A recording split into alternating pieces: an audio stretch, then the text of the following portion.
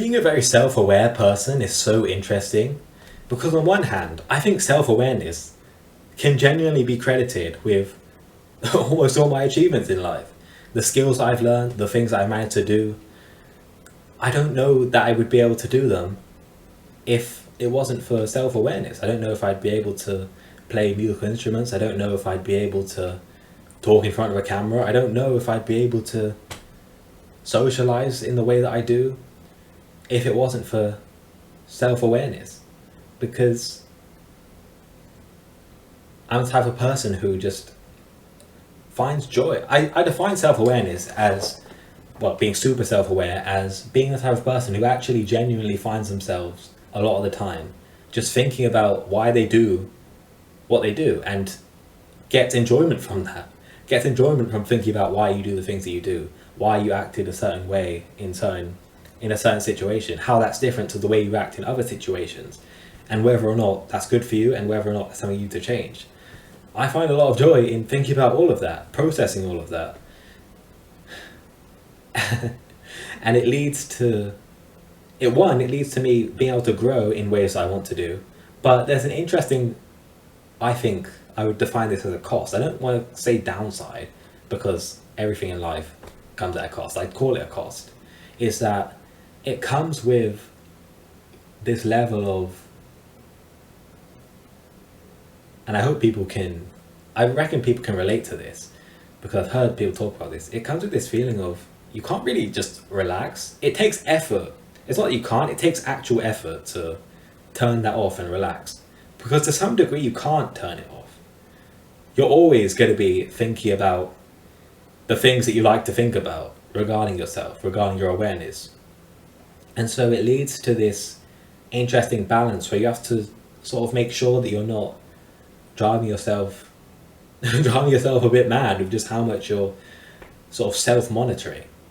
And I don't want to go too far and say this is some crippling anxiety, but I do think it's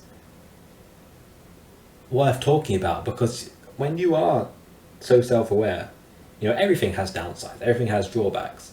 And I think one of the drawbacks of this that can be made less of a drawback if you can learn to control it, ironically probably using self-awareness, is that,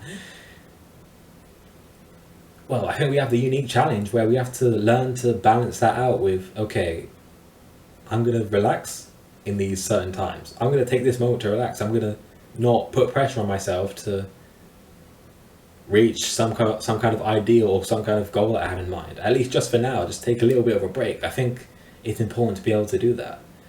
And what I find super interesting is that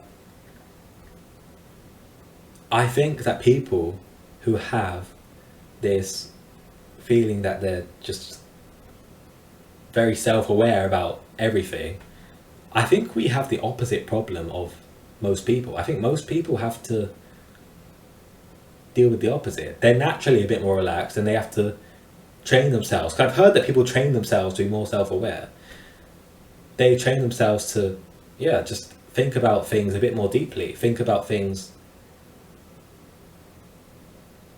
more than they normally would, because a lot of people, I think it's abnormal. I'm not an expert on this, but I think it's abnormal that the degree to which I enjoy thinking about the reasons for why I do certain things and figuring out how to grow from that. I don't think most people are as obsessive about that as I am. And so it's interesting that people who don't have whatever part of my brain decides that it's a fun thing to be extra self-aware, those people have the opposite problem.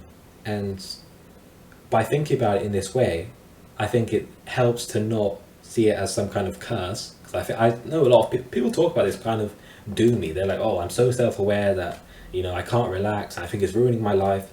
I don't see it that way at all. I think it's just we have an interesting challenge to solve, which ironically is what I find most, at least for me, is what being self-aware is all about. It's about solving the challenges in your life and growing from them.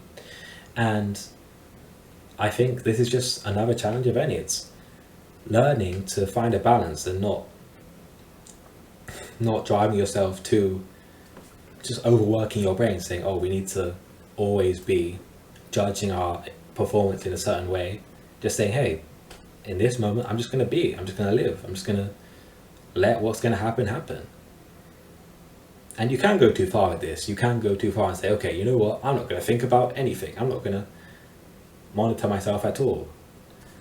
I think it might be useful to try that for a bit, but just to see what it feels like. But I don't think trying to shut your brain off, trying to get your brain to act completely different to how it's acted your entire rest of your life is a viable long-term solution. I think the key here is just to find a balance, just to relax a little bit. It's not good or bad, it's just a different way.